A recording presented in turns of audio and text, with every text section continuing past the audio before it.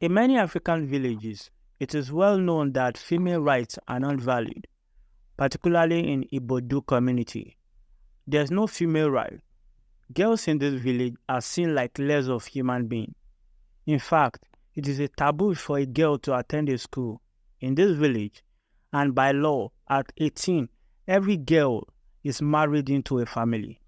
It was only daughters of rich men, kings, pastors who could go to school or get married at their desired age. In Ibodu community, there was only one church, and that church had many rules and regulations. The Archbishop Davidson County, he has a daughter, one that he valued so much. It was against the rules for a raped girl to attend church. Any girl that was raped was considered a stranger in the community. In this community, Elder Ojo was one of the most respected elders in the village. He had 3 children, 2 boys, Fred and Nelson, then a daughter, Maria.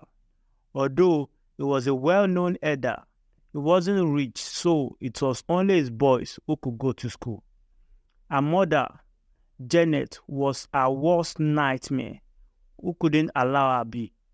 Maria turned 15 today. There was no celebration, but she was happy. She was still alive. Maria is a hard-working lady and a very strong believer. She was always in church and did the works of God, which was the problem she had with her mother. To Janet, Christianity is a play because the church was a playground. She could remember many devoted Christians got raped and were stopped from going to church. Then, why should she wait till then before she stays away from church?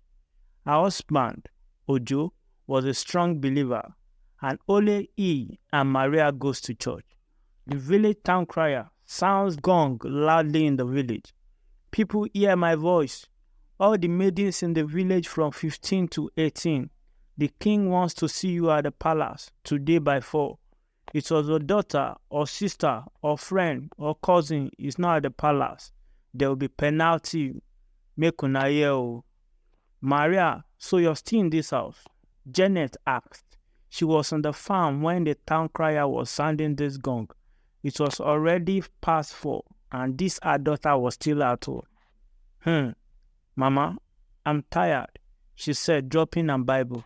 Were you deaf? Don't you know that you ought to be at the palace? She asked as Maria rolled her eye. Mama, it is not necessary. I mean, I don't need to go. Besides, I'm very tired. You need to see the super cleaning we did at church. If you see the church, so clean, she said smiling as Janet laughed. You are a foolish person, sitting here and telling me you're tired. Before you carried your 2 legs out of this house, did I ask you to go to church? You don't stand up and go to that palace. You will see the other side of me. She said, Oh, Mama, please, I'm tired. She replied, Okay, my sweet child, I'm so sorry. It is not necessary to go to the palace. Just sit down and relax. Let me get you some food, she said as Maria sat down crossing her leg. She doesn't see any reason why she would go to the palace. So you're still here? Janet asked, running out.